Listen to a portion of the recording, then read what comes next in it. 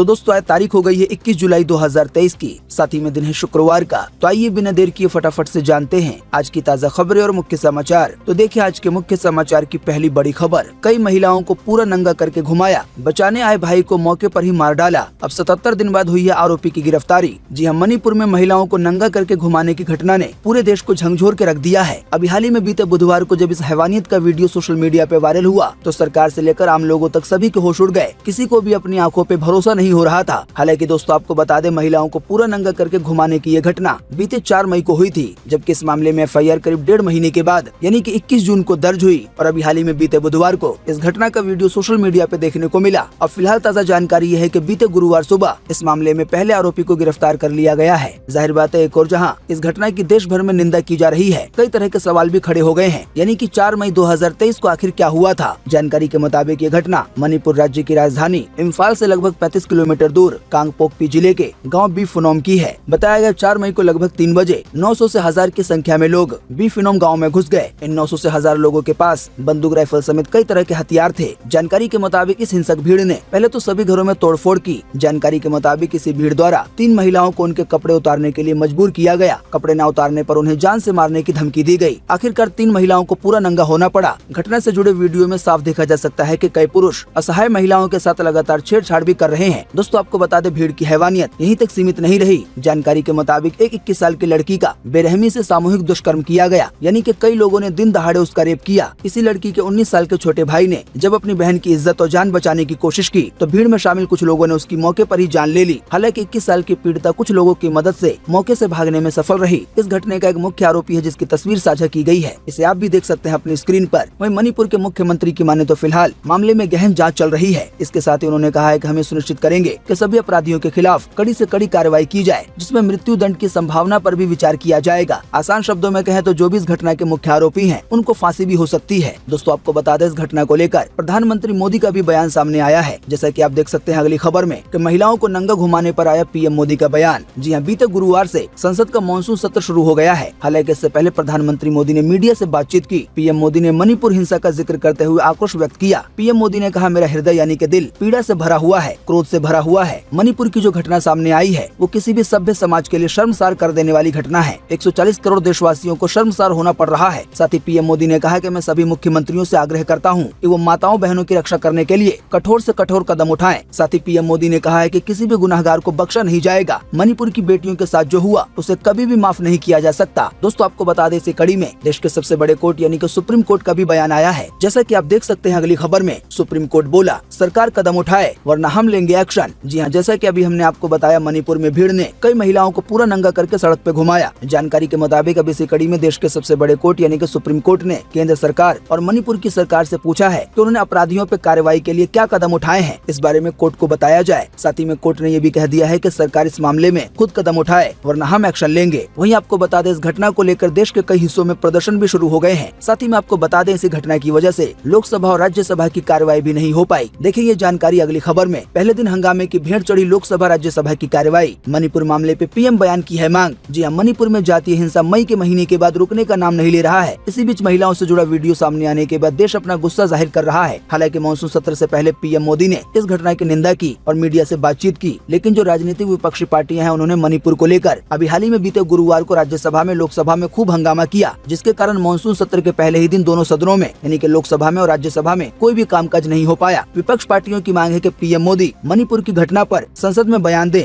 देखिए अगली खबर, चंद्रयान 3 के बाद अब सूर्य के पास पहुंचने की है तैयारी। अगले महीने ही हो सकती है इस मिशन की लॉन्चिंग। जी हां, चंद्रयान 3 मिशन के बाद इसरो देश के पहले सूर्य मिशन आदित्य L1 की लॉन्चिंग करने की तैयारी कर रहा है। बताया गया, सूरज की निगरानी के लिए भेजे जा रहे इस उपग्रह के सभी पेलोड यानी कि सैटेलाइट के सभी उपकरणों का परीक्षण पूरा कर लिया गया है। जल्दी इसका आखिरी रिव्यू किया जाएगा। सूत्रों के मुताबिक सब कुछ ठीक रहा तो 23 अगस्त को चंद्रयान 3 की लैंडिंग के बाद या सितंबर महीने के शुरुआती दिनों में इस मिशन को लॉन्च किया जाएगा। यानी कि इसरो द्वारा एक सैटेलाइट सूरज के पास भेजा जाएगा। बताया गया, सैटेलाइट सूरज की निगरानी करेगा और सूर्य के बारे में हमें कई तरह की जानकारी देगा। आसान शब्दों में कहें तो आने वाले दिनों में सूर्य को लेकर भी कई तरह के नए खुलासे हो सकते हैं इसरो द्वारा। साथ ही दोस्तों आपको बता दें, इस मिशन के अलावा एक और मिशन की खबर आ रही है। जैसा कि आप देख सकते हैं अगली खबर में कि स्पेस में 3 लोगों को भेजने की तैयारी में है इसरो। स्पेस में भेजने के बाद इन तीनों लोगों को वापस लाया जाएगा। समुद्र में होगी लैंडिंग। जी हाँ, चंद्रयान 3 की लॉन्चिंग के बाद इसरो अब गगनयान प्रोजेक्ट में जुट गई है। आप नहीं जानते हैं तो आपको बता दें, इस प्रोजेक्ट में 3 लोगों को को 3 दिन के लिए अंतरिक्ष में भेजा जाना है। उन्हें 400 किलोमीटर की कक्षा में लॉन्च करके वापस धरती पे लाया जाएगा। इनकी लैंडिंग समुद्र में कराई जाएगी। इसरो ने अभी हाल ही में बीते बुधवार को तमिलनाडु के महेंद्रगिरी में Gaganyaan service module propulsion system यानी कि SMPS का सफलतापूर्वक परीक्षण किया। इससे जुड़ा वीडियो भी आया है, इसकी एक झलक आप भी देख सकते हैं। आसान शब्दों में कहें तो आने वाले दिनों में जो गगनयान मिशन लॉन्च किया जाएगा, तो अभी हाल ही में इसकी एक टेस्टिंग हुई है और ये टेस्टिंग सफल रही है। वैसे आप नहीं जानते हैं तो आपको बता दें, इसरो के अध्यक्ष एस सोमनाथ ने पिछले महीने कहा था कि भारत का पहला मानव अंतरिक्ष मिशन यानी कि गगनयान मिशन अगस्त के महीने में लॉन्च किया जाएगा। हालांकि पहला मिशन बिना इंसान के जरिए होगा, यानी कि केवल टेस्ट करने के लिए। फिर अगले साल यानी कि 2024 में इंसानों के साथ इस मिशन को अंजाम दिया जाएगा, यानी कि 3 लोगों को अंतरिक्ष में भेजा जाएगा। देखिए अगली खबर, क्या आपके फोन पर भी आया है दूरसंचार विभाग का इमरजेंसी अलर्ट? आइए बताइए पूरा मामला क्या है। जी अगर आपके फोन पर भी अभी हाल ही में बीते 20 जुलाई को इमरजेंसी अलर्ट आया है, तो आपको ज्यादा परेशान होने की जरूरत नहीं है। बात यह है कि बीते रोज सुबह करीब 10 बजे कई लोगों के फोन पर एक इमरजेंसी अलर्ट मैसेज आया है। इस मैसेज के साथ एक और मैसेज लिखा हुआ था, जिसपे लोगों ने ज्यादा ध्यान नहीं दिया। बात यह है कि ये मैसेज दूरसंचार विभाग यानी कि डॉट की ओर से भेजा गया था। इस बारे में दूरसंचार विभाग की ओर से कहा गया है कि ये एक टेस्ट मैसेज था, यानी कि टेस्टिंग के लिए। दूरसंचार विभाग के मुताबिक ये मैसेज एक इमरजेंसी ट्रायल था, ताकि बाढ़ या किसी प्राकृतिक आपदा जैसी आपात स्थिति में लोगों को अलर्ट किया जा सके। कुल मिलाकर आसान शब्दों में कहें तो अभी हाल ही में 20 जुलाई को एक मैसेज की टेस्टिंग की गई। असल में ये एक इमरजेंसी अलर्ट मैसेज था। बताया गया इस मैसेज की टेस्टिंग इसलिए की गई है ताकि आने वाले दिनों में अगर कहीं पे प्राकृतिक आपदा आती है, चाहे वो भूकंप हो, बाढ़ हो या कोई और चीज हो, तो ऐसी स्थिति में लोगों को फटाफट से अलर्ट किया जा सके। यानी कि जहाँ पे आपदा आने वाली है या आ चुकी है, तो वहाँ के लोगों के मोबाइल फोन पर दूरसंचार विभाग द्वारा अलर्ट मैसेज भेज दिया जाएगा, ताकि सभी लोग सतर्क हो जाएं। तो अगर आपके फोन में इस अलर्ट की सेटिंग ऑन नहीं है तो इसे ऑन कर लें, ये आपके लिए फायदेमंद रहेगा। अगर आपके पास एप्पल आईफोन है तो आप फोन की सेटिंग में जाकर नोटिफिकेशन पे क्लिक करके गवर्नमेंट अलर्ट्स के ऑप्शन को ऑन कर सकते हैं। इसका ऑन करने के बाद आने वाले दिनों में अगर कोई आपदा आपके एरिया में आने वाली होगी तो उसकी जानकारी आपको पहले मिल सकेगी। वहीं दोस्तों अगर आप इस्तेमाल करते हैं एंड्रॉइड फोन, तो आपको एंड्रॉइड फोन में भी सेटिंग में जाकर सेफ्टी एंड इमरजेंसी वाले ऑप्शन पे क्लिक करना होगा। इसके अंदर आपको एक ऑप्शन मिलेगा वायरलेस इमरजेंसी अलर्ट्स, आपको इसे ऑन करना होगा। तो अगर आप इसे ऑन कर देते हैं तो आने वाले दिनों में सरकार द्वारा भेजे गए अलर्ट आप तक पहुँच सकेंगे और ये आपदा से बचने में आपकी मदद करेंगे। देखिए अगली खबर, इस साल 2 दिन मनाया जाएगा रक्षाबंधन का त्योहार। आइए बताएं अधिक जानकारी। जी हाँ, हिंदू पंचांग के अनुसार हर साल सावन महीने की पूर्णिमा तिथि पर रक्षाबंधन का पर्व मनाया जाता है। भारत में वैसे तो कई तरह के पर्व मनाए जाते हैं, लेकिन रक्षाबंधन का अलग ही महत्व है, क्योंकि ये भाई बहन के प्यार को दिखाता है। फिलहाल ताजा जानकारी आ रही है कि इस साल भाई बहन का अटूट प्रेम का प्रतीक यानी कि रक्षाबंधन का त्योहार 1 दिन नहीं बल्कि 2 दिन मनाया जाएगा। बात यह है कि सावन पूर्णिमा पर रक्षाबंधन का पर्व मनाया जाता है और इस सावन माह की पूर्णिमा तिथि 30 अगस्त को है, लेकिन कहा जा रहा है कि साल 30 अगस्त को पूर्णिमा वाले दिन भद्रा का साया है। हिंदू धर्म में ऐसी मान्यता है कि अगर सावन के पूर्णिमा तिथि पर भद्रा का साया होता है तो भद्रा काल तक राखी नहीं बांधी जाती है। राखी बांधने के लिए इसे अशुभ माना जाता है। कुल मिलाकर आसान शब्दों में कहें तो ये कहा गया है कि इस साल रक्षाबंधन 2 दिन मनाया जाएगा, 30 अगस्त को और 31 अगस्त को। देखिए अगली खबर, अहमदाबाद में जगुआर कार ने भीड़ को रौंदा, 9 लोगों की गई जान, 15 लोग हो गए हैं घायल। जी हाँ, गुजरात के अहमदाबाद में इस्कॉन ब्रिज पर अभी हाल ही में बीते बुधवार देर रात एक जगुआर कार ने करीब 25 लोगों को रौंद दिया। 9 लोगों की मौके पर ही जान चली गई, 15 लोग जख्मी हो गए। जान गंवाने वालों में एक पुलिस कांस्टेबल और एक होमगार्ड जवान भी शामिल है। बताया गया टक्कर इतनी जोरदार थी कि लोग 30 फीट दूर जा गिरे। पुलिस के मुताबिक ओवरब्रिज पर एक महिंद्रा थार कार एक डंपर से पीछे से जा टकराई। इसे ही देखने के लिए लोगों की भीड़ जमा हो गई। तभी राजपथ क्लब की ओर से 160 किलोमीटर प्रति घंटे की रफ्तार से आ रही जगुआर कार ने भीड़ को कुचल दिया। जानकारी के मुताबिक ये जगुआर कार 18 से 19 साल का लड़का चला रहा था, वो भी घायल हो गया है। फिलहाल उसे अस्पताल में भर्ती कराया गया है। जैसे ही वो ठीक होगा तो उसे गिरफ्तार किया जाएगा। इसी कड़ी में देखें एक और खबर, 10 तस्वीरों में देखें अहमदाबाद सड़क हादसे का खौफनाक मंजर। जी हाँ, जैसा कि अभी हमने आपको बताया, गुजरात के अहमदाबाद में बीते बुधवार को देर रात एक बड़ा हादसा हुआ। 9 लोगों की जान चली गई, 15 लोग घायल हुए। हालांकि बाद में बताया गया कि घायलों की संख्या बढ़ गई। वहीं 6 लोगों की हालत काफी ज्यादा गंभीर है, यानी कि जान गंवाने वालों का आंकड़ा बढ़ सकता है। तो इसी कड़ी में बताया गया है कि हादसे के करीब आधे घंटे के बाद जहाँ पे ये हादसा हुआ था वहाँ पे बारिश शुरू हो गई। इसके चलते पूरे ब्रिज पर पानी के साथ खून बह रहा था। हादसा होने के बाद पूरे ब्रिज को बंद कर दिया गया। कई लोगों ने खौफनाक मंजर अपनी आंखों से देखा। बताया गया ब्रिज यानी कि पुल पर 200 मीटर के दायरे में लाशें बिखरी पड़ी थी। किसी का शव कार के बोनट पर था, तो किसी का शव जमीन पर, किसी के पैर मुड़े हुए थे, तो किसी के शरीर का निचला हिस्सा कुचला हुआ था। इन तस्वीरों में आप देख सकते हैं। देखिए अगली खबर, जेल से बाहर बर्थडे मनाएगा बाबा राम रहीम, 30 दिन की फिर मिली है पैरोल। बीते 2.5 साल में वो 7वीं बार बाहर आएगा। जी हाँ, सिरसा डेरा सच्चा सौदा प्रमुख बाबा राम रहीम को फिर से 30 दिन की पैरोल मिल गई है, यानी कि फिर से वो 30 दिन के लिए जेल से बाहर रहेगा। अभी हाल ही में बीते गुरुवार शाम 5 बजे बाबा राम रहीम सुनारिया जेल से निकलकर यूपी के बागपत के लिए रवाना हो गया। हालांकि उसे सिरसा डेरे में जाने की परमिशन नहीं है। दोस्तों आप नहीं जानते हैं तो आपको बता दें, 15 अगस्त को बाबा राम रहीम का जन्मदिन है। पता चला है सजा मिलने के बाद वो पहली बार जेल से बाहर अपना जन्मदिन अपने प्रेमियों के बीच मनाएगा। बाकी जैसा कि अभी हमने आपको बताया, बीते केवल 2.5 साल में राम रहीम को 7 बार पैरोल दी गई है। 21 मई 2021 में उसे 1 दिन की पैरोल मिली। इससे पहले अक्टूबर 2020 में उसे 1 दिन की पैरोल मिली थी। फिर उसे 7 फरवरी 2022 को 21 दिनों की पैरोल मिली। फिर जून 2022 में 1 महीने की पैरोल मिली, फिर अक्टूबर 2022 में उसे 40 दिन की पैरोल मिली, फिर 21 जनवरी 2023 को उसे 40 दिन की पैरोल मिली और अब हाल ही में बीते गुरुवार को फिर से 1 महीने की पैरोल मिली है। दोस्तों, पैरोल मिलने का आसान सा मतलब ये है कि वो इतने दिनों के लिए जेल से बाहर रहा है। देखिए अगली खबर, गूगल नए AI प्रोडक्ट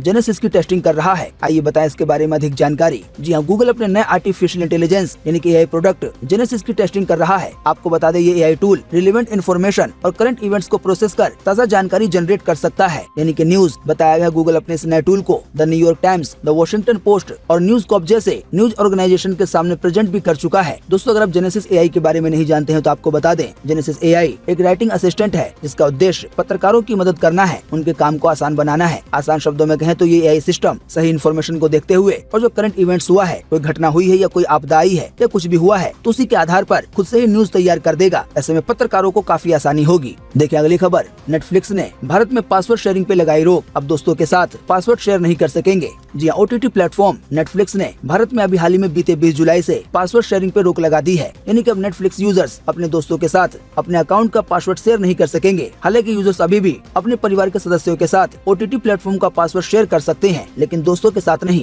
कंपनी ने बताया है कि उसने बीते रोज से ऐसे मौजूदा यूजर्स को मेल भेजना शुरू कर दिया है जो पहले से दूसरों के साथ अपना पासवर्ड शेयर कर रहे हैं। बात यह है कि पासवर्ड शेयरिंग की वजह से नेटफ्लिक्स के यूजर नहीं बढ़ रहे थे, इसी वजह से ये बड़ा कदम उठाया गया है। देखिए अगली खबर, दिल्ली में फिर आने वाली है बाढ़। पहाड़ों पे बारिश के बाद यमुना का पानी फिर खतरे के निशान के ऊपर आया। जी हाँ, करीब हफ्ते भर बाद यमुना का जलस्तर खतरे के निशान के नीचे हुआ तो दिल्ली के लोगों ने राहत की सांस ली। लेकिन अभी हाल ही में बीते बुधवार सुबह 5 बजे एक बार फिर से यमुना खतरे के निशान से ऊपर बहने लगी और दिन भर इसमें इजाफा होता गया। शाम 5 बजे यमुना का जलस्तर 205.83 रिकॉर्ड किया गया, जो कि खतरे के निशान से करीब 6 सेंटीमीटर ज्यादा है। तो इसी कड़ी में बताया गया है कि अगर आने वाले दिनों में बारिश और ज्यादा होती है तो दिल्ली में फिर बाढ़ आ सकती है। इसी कड़ी में देखें एक और खबर, 20 राज्यों में फिर से भारी बारिश का अलर्ट। अभी हाल ही में महाराष्ट्र के रायगढ़ में लैंडस्लाइड की वजह से 48 घर बह गए, 13 लोगों की गई जान। जी हाँ, भारी बारिश के चलते महाराष्ट्र के रायगढ़ में ईर्षा लवाड़ी गाँव में अभी हाल ही में बीते बुधवार चट्टान खिसकने से 48 घर तबाह हो गए। हादसे में 13 लोगों की जान भी चली गई, जबकि 75 लोगों का रेस्क्यू किया गया है। वहीं बताया गया है 120 से ज्यादा लोग अभी भी मलबे में दबे हुए हैं। आइए दोस्तों, आपको इसी कड़ी में लगे हाथों बताते हैं कि आज 21 जुलाई 2023 को देश भर में कैसा रहेगा मौसम का हाल। तो स्काईमेट वेदर के अनुसार अगले 24 घंटों के दौरान यानी कि आज 21 जुलाई को कोकण और गोवा में भारी से भी ज्यादा भारी बारिश होने की संभावना है, यानी कि मूसलाधार बारिश। इसके अलावा दक्षिणी गुजरात, दक्षिण राजस्थान, तटीय कर्नाटक, विदर्भ, तेलंगाना, दक्षिण मध्य प्रदेश और उत्तराखंड में भी 1-2 स्थानों पर हल्की से मध्यम बारिश होगी। हालांकि इन राज्यों में कुछ स्थानों पर भारी बारिश भी हो सकती है। वहीं इसके अलावा उत्तरी पंजाब, उत्तर पश्चिम उत्तर प्रदेश, हिमाचल प्रदेश, साथ ही में मध्य प्रदेश के कुछ हिस्सों में, राजस्थान के कुछ हिस्सों में, सौराष्ट्र में, कच्छ में, आंतरिक कर्नाटक में, केरल में, उड़ीसा में, छत्तीसगढ़ में और अंडमान निकोबार द्वीप समूह में आज हल्की से मध्यम बारिश की संभावना है। इसके अलावा भी हरियाणा में, उत्तर प्रदेश में, झारखंड में, पश्चिम बंगाल में आज हल्की बारिश की संभावना है। आसान शब्दों में कहें तो अभी हमने आपको बारिश को लेकर जिन भी शहरों, जिन भी राज्यों के नाम बताए हैं, तो उन राज्यों और शहरों को छोड़कर देश के बाकी जगहों पे मौसम सूखा बना रह सकता है। देखिए अगली खबर, सुप्रीम कोर्ट बोला 1 साल के अंदर 40% चीतों की जान गई, चीतों को दूसरी जगह शिफ्ट क्यों नहीं कर देते। जी मध्य प्रदेश के कुनो नेशनल पार्क में चीतों की जान जाने पे केंद्र सरकार ने अभी हाल ही में बीते गुरुवार को सुप्रीम कोर्ट में जवाब दिया। केंद्र सरकार ने कहा कि इस बात की आशंका पहले से थी। बात यह है कि अभी हाल ही में देश के सबसे बड़े कोर्ट यानी कि सुप्रीम कोर्ट ने सरकार से सवाल पूछा था कि क्या ऐसा होना सही है, यानी कि जो चीतों की जान जा रही है। इस पे केंद्र की ओर से जवाब दिया गया है कि इस बात की आशंका हमें पहले से थी, यानी कि चीतों की जान जा सकती है। दोस्तों जाहिर बात है इन चीतों को दूसरे देश से लाया गया है, तो देश बदलने की वजह से आबो हवा भी काफी बदल गई है। ऐसे में चीतों का बचना मुश्किल हो गया है। इसी कड़ी में सुप्रीम कोर्ट ने यह भी कहा कि जब मध्य प्रदेश के कुनो नेशनल पार्क में चीतों की जान जा रही है तो इन्हें दूसरी जगह क्यों नहीं शिफ्ट कर देते। देखिए अगली खबर,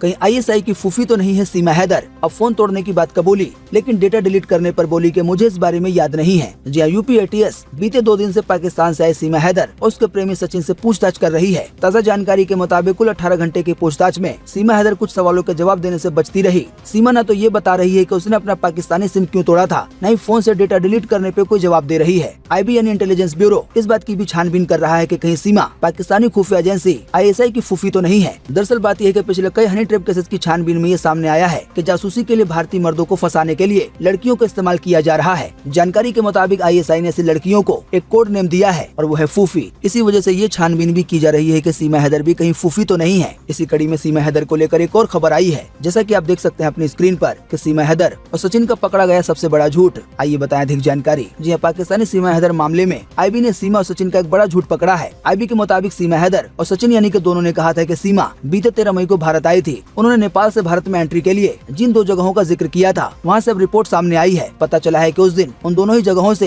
किसी भी थर्ड नेशन सिटीजन ने एंट्री नहीं ली है। केंद्रीय एजेंसियों के मुताबिक बीते 13 मई को भारत नेपाल सीमा सोनाली सेक्टर और सीतामढ़ी सेक्टर में किसी भी ऐसे व्यक्ति ने बॉर्डर क्रॉस नहीं किया है जो इंडिया और नेपाल का छोड़ के किसी दूसरे देश का हो। बात यह है कि अभी हाल ही में सीमा हैदर और सचिन ने इन्हीं दो जगहों से भारत में एंट्री का दावा किया था, लेकिन जब सीसीटीवी फुटेज खंगाले गए तो 13 मई को इन दोनों में से कोई भी बॉर्डर को पार करते हुए नहीं दिखा है। आसान शब्दों में कहें तो ये बताया गया है कि इंडिया के अंदर जो एंट्री ली गई है उस बारे में सीमा हैदर और सचिन की ओर से झूठ बोला गया है। आखिर सीमा हैदर किस तारीख को और कौन से एरिया से इंडिया में दाखिल हुई? देखिए अगली खबर। व्हाट्सएप ने जारी किया कमाल का अपडेट, अब स्मार्ट वॉच से ही कर सकेंगे रिप्लाई। जी हाँ, व्हाट्सएप ने एक नया अपडेट जारी कर दिया है। इस अपडेट के जरिए यूजर्स अपने स्मार्ट वॉच से ही व्हाट्सएप के किसी भी मैसेज का जवाब दे सकेंगे, यानी कि रिप्लाई कर सकेंगे। उन्हें फोन को टच करने की भी जरूरत नहीं पड़ेगी। बात यह है कि व्हाट्सएप ने वेयर ओएस का अपडेट कुछ दिन पहले बीटा के रूप में जारी किया था, लेकिन अब ये सभी लोगों के लिए जारी कर दिया गया है। बताया गया व्हाट्सएप का नया अपडेट उन एंड्रॉइड स्मार्ट वॉच के साथ काम करेगा जिनमें वेयर ओएस 3 है, यानी कि ऑपरेटिंग सिस्टम नंबर 3 है। वहीं बताया गया इसके जरिए कॉल भी रिसीव कर सकेंगे, लेकिन इसके लिए आपके स्मार्ट वॉच में LTE का सपोर्ट होना चाहिए। देखिए अगली खबर। ICC ने जारी किया ODI वर्ल्ड कप 2023 का कैंपेन वीडियो, इसमें शाहरुख खान आ रहे हैं नजर। जी ICC ने ODI men's cricket world cup 2023 का 2 मिनट 13 सेकंड का एक कैंपेन वीडियो जारी किया है। वैसे आप नहीं जानते हैं तो आपको बता दें, वर्ल्ड कप 5 अक्टूबर से भारत में खेला जाएगा। खास बात यह है कि इस वीडियो में बॉलीवुड सुपरस्टार शाहरुख खान नजर आ रहे हैं, उनकी आवाज सुनाई दे रही है। यूट्यूब पर या ट्विटर पर आप भी इस वीडियो को देख सकते हैं। देखिए अगली खबर। एशिया कप में 15 दिन में 3 बार भिड़ेंगे भारत पाकिस्तान, तीसरा मैच जीतने वाला होगा असली विजेता। जी हाँ, ये खबर हमने आपको हाल ही में दी थी कि एशिया कप के आगामी संस्करण के लिए शेड्यूल जारी कर दिया गया है, यानी कि आने वाले दिनों में जो एशिया कप खेला जाएगा तो किसका मैच किस टीम से किस दिन होगा, ये पूरा शेड्यूल जारी कर दिया गया है। इसी कड़ी में अब ये बताया गया है कि 15 दिन के भीतर भारत और पाकिस्तान की टीम आपस में 3 बार भिड़ेगी, यानी कि इंडिया पाकिस्तान के 3 मैच देखने को मिलेंगे। दोस्तों वैसे आप नहीं जानते हैं तो आपको बता दें, एशिया कप टूर्नामेंट की शुरुआत 30 अगस्त से हो रही है। देखिए अगली खबर। एप्पल भी लॉन्च करेगा अपना AI चैटबॉट, ChatGPT से होगा मुकाबला। देखिए अगली खबर। आधार कार्ड, पासपोर्ट, वोटर ID सब निकला फर्जी। यूपी ATS ने 2 बांग्लादेशियों को देवबंद से दबोचा। जहाँ उत्तर प्रदेश में ATS की टीम को बड़ी सफलता मिली है। यूपी की ATS ने कूटरचित दस्तावेजों के आधार पर, यानी कि नकली दस्तावेजों के आधार पर अवैध रूप से भारत में रह रहे 2 बांग्लादेशी नागरिकों को गिरफ्तार कर लिया है। पता चला है इनके जो आधार कार्ड मिले हैं, जो पासपोर्ट मिला है, जो वोटर ID कार्ड मिला है, वो सभी कुछ फर्जी है। देखिए अगली खबर। PM मोदी ने सोनिया गांधी से की मुलाकात, विमान की इमरजेंसी लैंडिंग के बारे में की बातचीत। जी हाँ, प्रधानमंत्री मोदी ने कांग्रेस नेता सोनिया गांधी से लोकसभा कक्ष में बातचीत की। PM मोदी ने अभी हाल ही में बीते मंगलवार को बेंगलुरु से उनकी उड़ान की आपातकालीन लैंडिंग के बारे में बात की और उनका हालचाल जाना। बात यह है कि अभी हाल ही में बीते मंगलवार को सोनिया गांधी जिस विमान से सफर कर रही थी तो उसकी इमरजेंसी लैंडिंग करानी पड़ी किसी परेशानी की वजह से। तो उसी बात को लेकर PM मोदी ने सोनिया गांधी का हालचाल जाना और उनसे बातचीत की। देखिए अगली खबर। महंगे टमाटरों को लंबे समय तक रखना है तरोताजा तो आप अपना सकते हैं ये तरीके। जी हाँ, जैसा कि आप जानते हैं टमाटर काफी ज्यादा महंगा मिल रहा है। प्रदेश के कई हिस्सों में सरकार द्वारा टमाटर बेचे जाने की वजह से ये 70 रुपए किलो भी बिक रहा है, लेकिन कहीं कहीं पे ये 100 रुपए किलो, 150 रुपए किलो, 120 रुपए किलो है। तो जाहिर बात है इतने महंगे टमाटर को अच्छे से रखना तो बनता है। तो पहला तरीका ये है कि अगर आप टमाटर को लंबे समय तक स्टोर करके रखना चाहते हैं तो सबसे पहले इन्हें बाजार से लाकर अच्छे से धो लें और फिर इन्हें सुखा दें। बताया गया अगर इनमें पानी लगा रहेगा तो ये जल्दी सड़ जाएंगे। वहीं दूसरा तरीका यह है कि अगर आपके फ्रिज में ज्यादा जगह है तो आप टमाटरों को अलग अलग रख सकते हैं। बात यह है कि अगर टमाटर एक दूसरे पे दबे हुए नहीं रहेंगे तो ये ज्यादा दिन तक चल सकते हैं। वहीं तीसरा तरीका यह है कि अगर आपके घर में फ्रिज नहीं है या फ्रिज में जगह नहीं है तो आप सबसे पहले एक टोकरी लें, उसके ऊपर अखबार बिछा दें, फिर अखबार पे एक टमाटर की लेयर बिछा दें। अब आपको अगर और टमाटर रखना है तो फिर से अखबार बिछाएं, फिर उसके ऊपर टमाटर रखें। आप ऐसे कर करके कई लेयर बना सकते हैं। जानकारी के मुताबिक इन तीनों तरीकों को अपनाने की वजह से आपका जो टमाटर है वो काफी दिन तक चलेगा और जल्दी सड़ेगा नहीं। देखिए अगली खबर। भारत अमेरिका मिलकर बनाएंगे लंबी दूरी तक वार करने वाली तोप। अमेरिकी अधिकारी ने कहा ये चीन को काउंटर करने में बढ़ाएंगी सेना की ताकत, यानी कि चीन को जवाब देने में। देखिए अगली खबर। बृजभूषण को शर्तों के साथ रेगुलर बेल मिली, बिना परमिशन देश नहीं छोड़ सकेंगे। जहाँ दिल्ली की राज एवेन्यू कोर्ट ने भारतीय कुश्ती संघ यानी कि WFI के पूर्व अध्यक्ष और BJP सांसद बृजभूषण सिंह को नियमित जमानत दे दी है। कोर्ट ने कुश्ती महासंघ के सहायक सचिव विनोद तोमर सिंह को भी नियमित जमानत दे दी है। वहीं जमानत देने के लिए 25-25 हजार रूपए लिए गए हैं। दोस्तों आप नहीं जानते हैं तो आपको बता दें, बृजभूषण पर 6 बालिग महिला पहलवानों के यौन शोषण का केस चल रहा है। अभी हाल ही में इस बारे में पुलिस ने अपनी चार्जशीट पेश की थी। चार्जशीट में पुलिस की ओर से कहा गया था कि जो भी सबूत मिले हैं तो उनके आधार पर केस को आगे बढ़ाया जा सकता है। हालांकि अब उन्हें नियमित बेल मिल गई है, यानी कि फिलहाल तो उनकी गिरफ्तारी नहीं हो पाएगी। देखिए अगली खबर। RBI ने रद्द किया इस बैंक का लाइसेंस, केवल 50,000 रूपए निकाल पाएंगे ग्राहक। जी RBI ने उत्तर प्रदेश के नगीना के बिजनौर के United India cooperative bank limited का बैंकिंग लाइसेंस रद्द कर दिया है। असल में ये एक यूपी का सहकारी बैंक है, लेकिन किसी परेशानी की वजह से इसका लाइसेंस रद्द कर दिया गया है। अब जो बैंक के ग्राहक है वो केवल फिलहाल 50,000 रूपए निकाल पाएंगे। देखिए अगली खबर। सारा अली खान ने बाबा अमरनाथ के दर्शन किए, डंडे के सहारे मंदिर से उतरती दिखी। इससे जुड़ा वीडियो भी आया है जिसकी झलक आप देख पा रहे हैं। देखिए अगली खबर। वर्ष 100 के लिए भिड़े 2 ताकतवर मुस्लिम देश। सऊदी अरब के प्रिंस ने UAE को दी है खुली धमकी, कहा कतर जैसा हाल करेंगे। जी हाँ, कभी एक दूसरे के सबसे करीबी सहयोगी रहे दुनिया के सबसे अमीर मुस्लिम देश अब एक दूसरे को आंखें दिखा रहे हैं। सऊदी अरब ने यूएई को एक प्राइवेट मीटिंग में धमकी देते हुए कहा है कि अगर वो हमारी बात नहीं मानता है और लगातार उनके हितों का हनन करता है तो उसके खिलाफ कड़ी कार्रवाई की जाएगी। दोस्तों, आप नहीं जानते हैं तो आपको बता दें, सऊदी अरब के क्राउन प्रिंस मोहम्मद बिन सलमान और यूएई के राष्ट्रपति शेख मोहम्मद बिन जायद अल नहयान के बीच अभी हाल ही में कई बातों को लेकर दूरियां बढ़ने लगी। इन्हीं बढ़ती दूरियों के बीच सऊदी अरब के प्रिंस ने यूएई को खुली धमकी दे दी है कि हमारी बात नहीं मानी तो आने वाले दिनों में आपके खिलाफ कार्रवाई की जाएगी। देखिए अगली खबर। 100 साल के पूर्व अमेरिकी विदेश मंत्री से मिले शी जिनपिंग। इसी कड़ी में ये कहा गया है कि चीन कभी अपने पुराने दोस्तों को नहीं भूलता। देखिए अगली खबर। वर्ल्ड रिकॉर्ड बनाने के चक्कर में अंधा हो गया व्यक्ति, 7 दिन लगातार बहाया आंसू ताकि गिनीज बुक में नाम दर्ज हो सके, लेकिन गिनीज बुक में तो नाम दर्ज नहीं हुआ, लेकिन लगातार 7 दिन रोने की वजह से ये व्यक्ति अंधा हो गया है। देखिए अगली खबर। सोने चांदी के दाम में फिर आई तेजी, आइए बताएं ताजा भाव। जी सर्राफा बाजार में सोने के दाम में फिर से 152 रुपए की तेजी आई है। इस तेजी के बाद अब 10 ग्राम 24 कैरेट सोने की कीमत 59,908 रुपए हो गई है। वहीं अगर बात की जाए चांदी के दामों की तो चांदी के दामों में भी 187 रुपए की तेजी आई है। इस तेजी के बाद अब 1 किलो चांदी की कीमत 75,686 रुपए हो गई है। देखिए अगली खबर। एक युवक की जान गंवाने का वीडियो आया सामने। जान देने से पहले उसने इंस्टाग्राम पे लिखा, अगर उसे मेरी मौत से खुशी होगी तो चलो उसे खुश करते हैं। बताया गया शायद ये मामला प्यार मोहब्बत में धोखे का लग रहा है। देखिए अगली खबर। शेयर बाजार फिर पहुंचा रिकॉर्ड हाई पर, आइए बताएं आंकड़े। जहाँ वीकली एक्सपायरी के दिन भी भारतीय शेयर बाजार में रिकॉर्ड बढ़त जारी है। अभी हाल ही में सेंसेक्स 0.71% के साथ 67,571 रुपए 90 पैसे पे बंद हुआ। वहीं निफ्टी 0.74% चढ़कर 19,979 रुपए 15 पैसे पे बंद हुआ। बात यह है कि निफ्टी पहली बार 20,000 के काफी करीब पहुंची है। तो दोस्तों, उम्मीद करते हैं कि आज की इस वीडियो से आपको काफी कुछ जानकारी मिली होगी। हम बस इसके बदले में आपसे इतना ही चाहते हैं कि आप इस वीडियो को लाइक कर दें और शेयर कर दें, क्योंकि आपका लाइक और शेयर करना ही होता है हमारी मेहनत का फल। वीडियो देखने के लिए आपका बहुत बहुत धन्यवाद। Thanks for watching.